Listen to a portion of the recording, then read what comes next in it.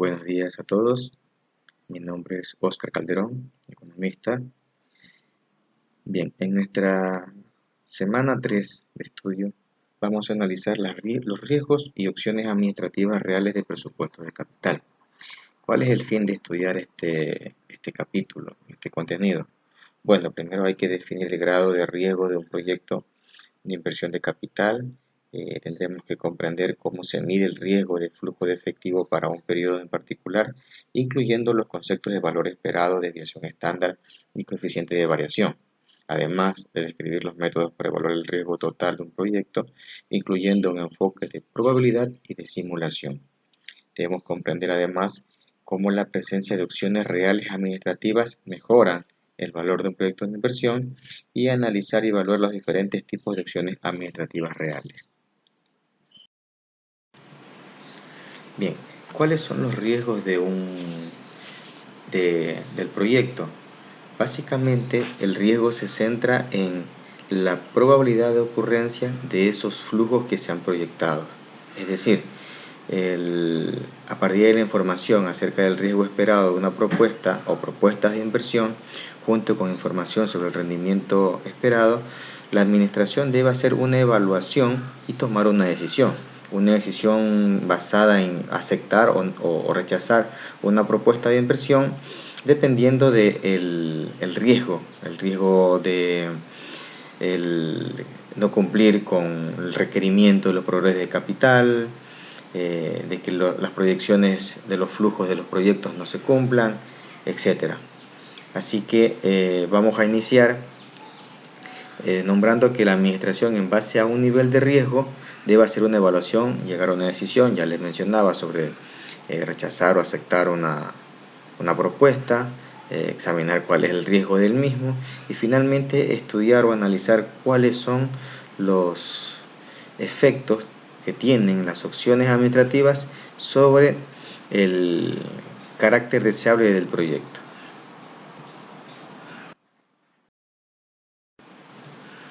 Bien, pero entonces, ¿cuál es el tema del riesgo? ¿Por qué para los administradores es un problema? Es simple, ya lo había mencionado, que el riesgo de un proyecto de inversión es la variabilidad de sus flujos de efectivo con respecto al esperado. En nuestros estudios anteriores, las semanas anteriores, hemos realizado ejercicios únicamente enfocándonos en un resultado posible. Sin embargo, la realidad es que la administración como tal debe evaluar diferentes escenarios de probabilidades que ocurran, tal y como lo veremos a continuación. Supongamos que para una economía tenemos diferentes escenarios que pueden ocurrir y nos encontramos ante dos propuestas, propuesta A y propuesta B, cada uno con sus flujos esperados para el siguiente periodo, y la ocurrencia de esos flujos va a estar dado o va a estar influenciado por la ocurrencia de un estado en la economía. Estos estados pueden ser uno muy crítico, una recesión muy grave, un estado negativo pero no tan crítico, que es una recesión moderada, un estado normal de la economía, un crecimiento leve y un crecimiento importante. De estos escenarios podríamos identificar el concepto de básicamente los extremos, una recesión y un crecimiento, determinando que la recesión por concepto es la disminución o pérdida generalizada de la actividad económica de un país o de una región, la cual se mide a través de la disminución del PIB real. ¿Qué significa esta recesión? Bueno, que se reducen variables económicas como la producción de bienes y servicios, el consumo, la inversión, el empleo, etc. ¿Qué causa esta recesión? Causa disminución del consumo por escasez de demanda, causa carencia de innovaciones, de formación de nueva capital, lo que vivimos actualmente, causa también una corrupción política, económica. Y si esta recesión es muy seria, tiene un nombre llamado depresión, lo cual se vivió en los años 30. Ahora, en el otro extremo está el crecimiento. Económicamente hablando, el crecimiento es el aumento de la renta o valor de los bienes y servicios finales producidos por una economía, en un determinado periodo. Esto se mide a través del Producto Interno Bruto, conocido como PIB. ¿Cuáles son las causas de crecimiento económico? Bueno, a diferencia de la recesión, las causas de crecimiento son un incremento en la producción de bienes y servicios, el crecimiento o la existencia del ahorro, lo que provoca o lo que permite que exista la inversión, y además también una balanza comercial favorable. Bien, dados estos conceptos, podemos ahora sí aplicar este tipo de escenarios a los flujos de la propuesta A y la propuesta B. Primero, hemos hablado de probabilidad de ocurrencia. ¿Qué significa esto? Eh, una proyección de que lo que estamos esperando que se dé realmente ocurra. Por eso esa probabilidad va a estar distribuida en porcentajes dependiendo de dos cosas importantes: la naturaleza del proyecto y el segmento de mercado en que se encuentre, puesto que cada uno tendrá un riesgo diferente, riesgo de ocurrencia diferente. Entonces, para nuestro ejemplo que estamos desarrollando, vamos a colocar la siguiente distribución: una recesión grave de un 10%, una recesión moderada un 20%, un estado normal de la economía. Normal me refiero que los factores de producción todos estén ocupados, todos estén trabajando. Ese porcentaje va a ser del 40%, un crecimiento leve del 20% y un crecimiento importante del 10%. Consideren que los porcentajes, repito, están distribuidos dependiendo de la naturaleza del proyecto y el riesgo del sector en donde se desempeñe. De todas maneras, es un poco prudente considerar de que los escenarios extremos tengan siempre un porcentaje más bajo. Si ustedes se fijan en esta distribución, la recesión grave, así como un crecimiento importante, tienen una ponderación del 10%.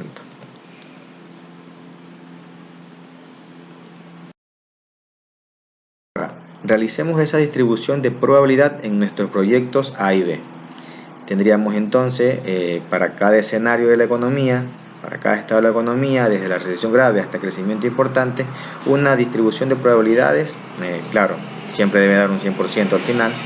Tenemos un flujo de efectivo para la propuesta A y para la propuesta B.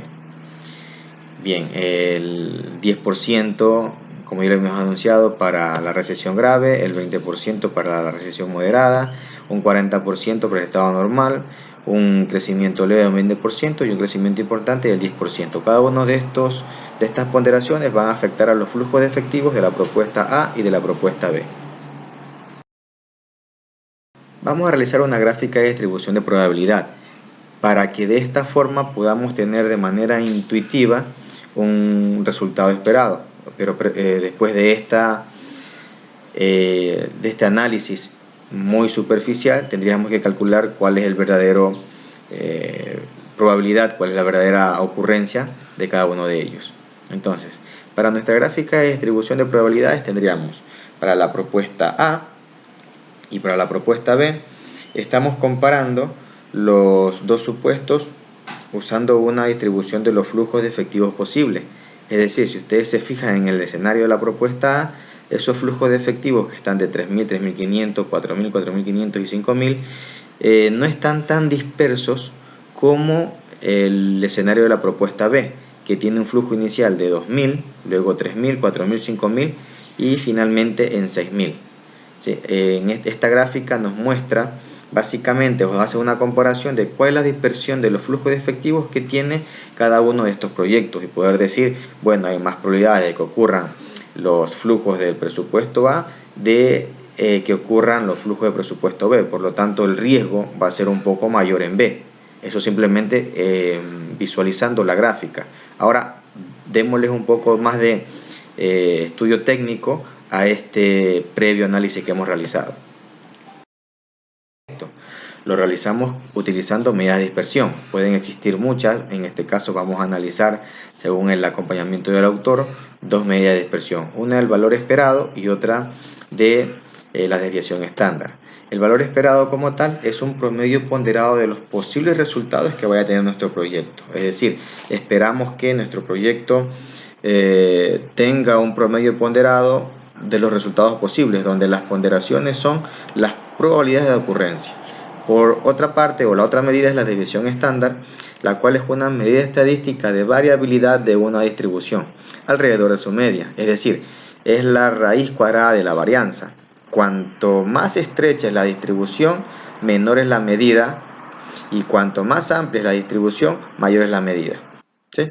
La desviación estándar básicamente es la consideración de la sumatoria del valor esperado o el total de valor esperado por cada proyecto multiplicado por cada uno de los flujos que se han proyectado de la siguiente manera. Cálculo. Bien, entonces tenemos para la propuesta están nuestros flujos de efectivos que están proyectados, está la probabilidad de ocurrencia en cada uno de los escenarios que ya hemos analizado. Bien, ahora ¿qué nos toca hacer? Vamos a multiplicar el flujo de efectivos por la probabilidad de ocurrencia. Eso no es otra cosa que el valor esperado que habíamos anunciado anteriormente. La sumatoria total de esas multiplicaciones nos da 4.000 para la propuesta A, 4.000 como valor esperado. Ahora, teniendo ese resultado, yo tengo que considerar ahora el flujo de efectivo, es decir, calcular la desviación estándar, lo hago considerando el flujo de efectivo menos esa probabilidad elevada al cuadrado por la probabilidad de ocurrencia. En nuestro primer renglón sería el flujo de efectivo de 3.000 menos el valor esperado de 4.000 elevado al cuadrado y multiplicado por la probabilidad de ocurrencia, que en este caso es nuestro escenario de recesión grave del 10%. Una vez que tenemos esos resultados en cada uno de los periodos, vamos a tener un resultado de 300.000. Pero aún nos falta calcular la desviación estándar como tal. ¿Y cómo lo calculamos? Bueno, se puede despejar como muestra el ejercicio, calculando la raíz cuadrada o elevando al 0.5 ese resultado, el cual nos da 548 de desviación estándar. Comparemos con el proyecto B, con la propuesta B. Asimismo, tenemos los diferentes flujos posibles, tenemos la probabilidad de ocurrencia en cada uno de los escenarios que hemos analizado o que se han puesto para el análisis. Ahora, calculemos el valor esperado, el flujo de efectivo por la probabilidad de ocurrencia. En este caso nos da el mismo valor esperado que la propuesta A, que es de $4.000. Asimismo, calculamos la desviación estándar y para este ejercicio nos da 1.095 como resultado. ¿Qué significa esto? Que la desviación estándar de la propuesta B, a pesar de que tiene flujos de efectivos digamos mayores que la propuesta A, porque en este caso el último flujo llega a 6.000, mientras que en la propuesta B solo llega a 5.000. A pesar de eso, el nivel de riesgo con el cálculo de la desviación estándar nos dice que sus datos están más dispersos. El resultado es mayor que la propuesta A. Y como ya habíamos mencionado, entre más dispersión tengan los datos, hay un mayor riesgo.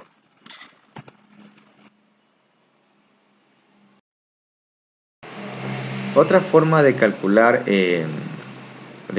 o de confirmar esta medida de dispersión es una medida relativa de distribución llamada coeficiente de variación, que no es otra cosa que la razón entre la desviación estándar que ya calculamos y la medida de esa distribución. Es decir, en nuestro caso sería el valor esperado, que ya lo medimos nosotros. Por lo tanto, para nuestros proyectos, el coeficiente de variación del proyecto A es 0.14 y el coeficiente de variación del proyecto B es 0.27. Entonces nuevamente llegamos a la confirmación de que el proyecto con mayor riesgo es aquel que se aleja más de cero. En este caso es la propuesta o el proyecto B, que es de 0.27 mayor que la propuesta A de 0.14. Veamos ahora el enfoque del árbol de probabilidades. Cuando la administración tiene bastante adversión al riesgo, y la evidencia disponible sugiere de que, de hecho, la administración en su mayoría lo tienen, es necesario que se incorpore el riesgo de una propuesta de inversión en su análisis de valor de la propuesta. De otra manera, es probable que las decisiones de inversión de capital no estén de acuerdo con el objetivo de maximizar el precio de las acciones. Entonces, ya una vez que hemos establecido la necesidad de tomar en cuenta el riesgo, hay que proceder a medirlo para las propuestas de inversión individuales. Pero hay que recordar que el riesgo de los flujos de efectivos para un proyecto puede cambiar con el paso del tiempo. Entonces, digamos que vamos a considerar el siguiente flujo o el siguiente proyecto. Este proyecto tiene una inversión inicial de $240. Entonces, asimismo, se estima una probabilidad de que ocurra, de tal manera de que manejar el problema del riesgo es como un árbol de probabilidades. Este árbol de probabilidades es un enfoque gráfico o tabular para organizar la secuencia de flujos de efectivos posibles que genera una inversión. Entonces, para el año 1, la secuencia de flujos posibles que tenemos es un escenario óptimo, un escenario normal y un escenario malo o negativo, a razón de 25%, 50% y 25% respectivamente. Con cada uno de estos escenarios se esperan que los flujos de efectivos probables sean para escenario positivo $500, un escenario normal $200 y un escenario negativo de menos $100 como flujo de efectivo probable. Estos flujos de efectivos probables, a su vez, para el siguiente año tiene otra distribución de probabilidades. Asimismo, considerando tres escenarios, negativo, normal y positivo, y dando diferentes flujos de efectivos probables, obviamente, nos da a nosotros un lugar a lo que llamamos para este árbol de probabilidades como ramas. Hay diferentes ramas, es decir, diferentes probabilidades de que ocurra esos flujos de efectivos. Recordando que el enfoque gráfico o tabular nos permite organizar los flujos de efectivos posibles generados para una inversión. Es decir, la presentación se aparece en forma de rama del árbol y cada rama completa representa una secuencia posible de flujos de efectivo. Para analizarlo un poco más detallado, vamos a analizar uno de estos escenarios. Consideremos el escenario normal, el cual tiene una probabilidad de que ocurra del 50% con un flujo de efectivo de 200%. Si ocurre ese escenario, para el primer año, se espera que para el segundo año consideremos nuevamente tres escenarios. ¿Cuáles son esos tres escenarios? Bueno, tenemos allí el escenario de positivo, un escenario medio y un escenario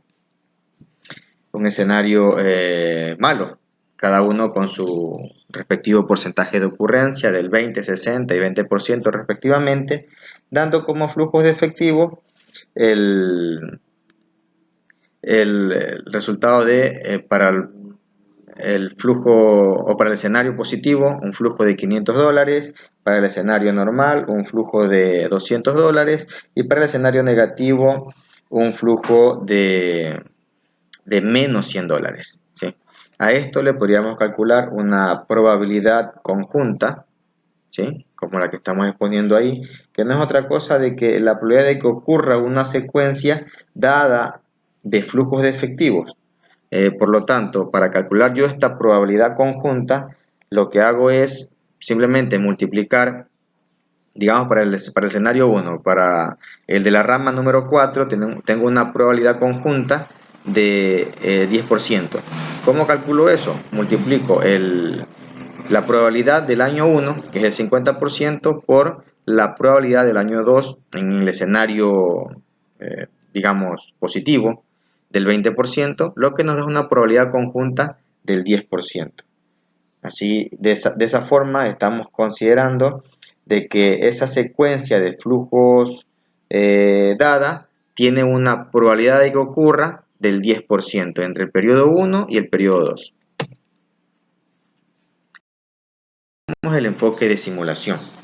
Bien, en palabras muy sencillas, simular significa probar los resultados posibles de una inversión antes de aceptarla.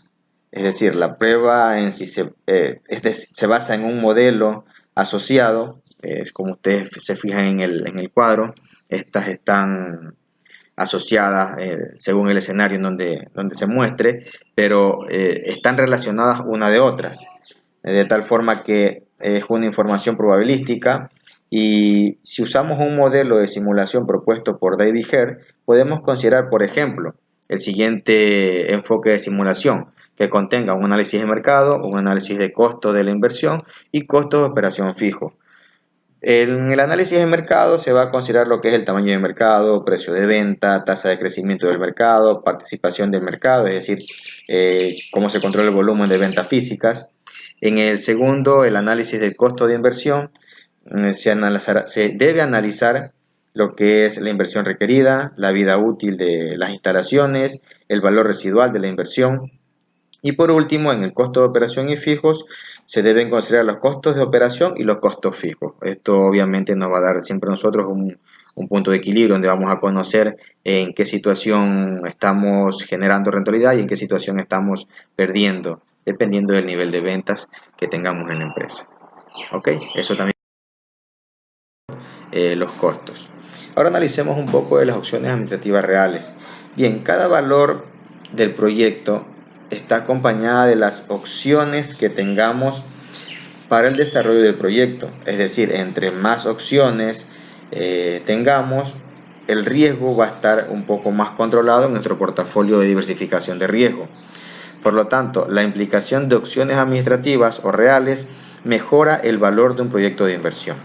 De tal forma que, considerando lo dicho, analicemos que el valor de un proyecto estará dado siempre en el valor presente neto de su flujo efectivo, es decir, como lo calculamos en las sesiones anteriores, traer todos esos flujos efectivos a valor presente neto para ver cuál es el valor en moneda actual de esos flujos que se esperan y compararlos con nuestra inversión, con nuestro flujo de salida, y a esto le añadimos el valor de las opciones. Repito, entre más opciones se puedan abarcar, mejor va a ser la diversificación del riesgo en nuestro portafolio. Correcto, entonces para nuestro ejemplo, para no hacerlo tan extenso, vamos a considerar tres opciones: la opción de expandir, la opción de abandonar y la opción de posponer. La opción de expandir o contraer, también se podría considerar ese escenario, es una opción muy importante porque permite a la empresa expandirse en producción si las condiciones se vuelven favorables. Y por el contrario, también le permite contraer la producción si las condiciones son desfavorables, no son muy positivas y el escenario se está tornando un poco negativo. La siguiente opción, que es de abandonar, se realiza si un proyecto tiene, se podría considerar un valor de abandono cuando representa efectivamente una opción de venta para el dueño del proyecto. O sea, yo puedo abandonar el proyecto si realmente ese abandono me incrementa mi beneficio actual. ¿Ok?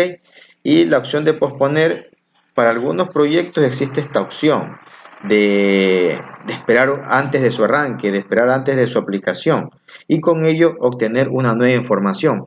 Yo necesito tener la información suficiente que me permita predecir si el proyecto va a tener la rentabilidad esperada, si va a tener los flujos esperados que se han calculado previamente. Para esto, si es necesario de que el proyecto tenga un periodo de espera o se detenga su aplicación hasta conocer un poco más el mercado, pues ahí se aplica esta opción de posponer su arranque, de posponer su iniciación. Listo. Ahora, para evaluar los conceptos que hemos analizado hasta ahora y más que nada los cálculos que se han realizado en busca de medir el riesgo de una opción, se presenta el siguiente problema, la autoevaluación.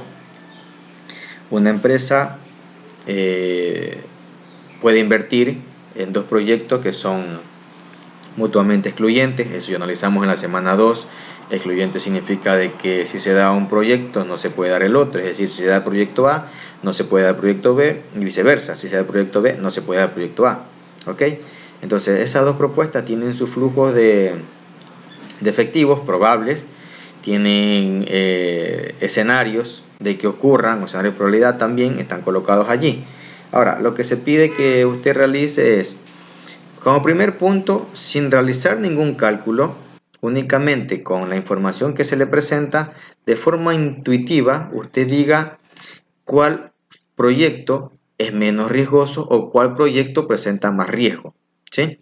Una vez que usted ha determinado de forma muy superficial o de forma muy espontánea ese veredicto, ahora sí, el literal B le pide que verifique esa respuesta intuitiva que usted ha tomado. Es decir, ahora sí, aplique los cálculos de las medidas de dispersión, como el valor esperado, el coeficiente, la desviación estándar y luego el coeficiente de variación. De tal forma que usted pueda verificar si esa respuesta intuitiva que estuvo al principio fue la más acertada o no. ¿Listo? ¿Alguna vez el creador de Facebook mencionó que los éxitos más grandes se consiguen cuando existe la posibilidad de fracasar? De tal forma, yo les puedo indicar que con estos métodos o con cualquier otro método, no se pretende o no se puede pretender que el riesgo se elimine.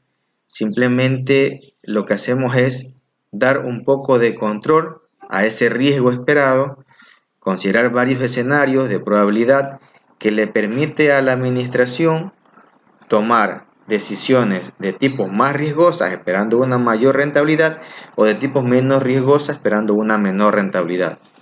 Todos los métodos que se apliquen, métodos estadísticos, métodos de probabilidades, van a ser siempre en función de minimizar el riesgo, más no de desaparecerlo. Quizás el control inclusive se quede un poco fuera del alcance de estos métodos, pero sí nos ayudan un poco en disminuir esa incertidumbre que se tiene antes de la iniciación de un proyecto. Muchas gracias.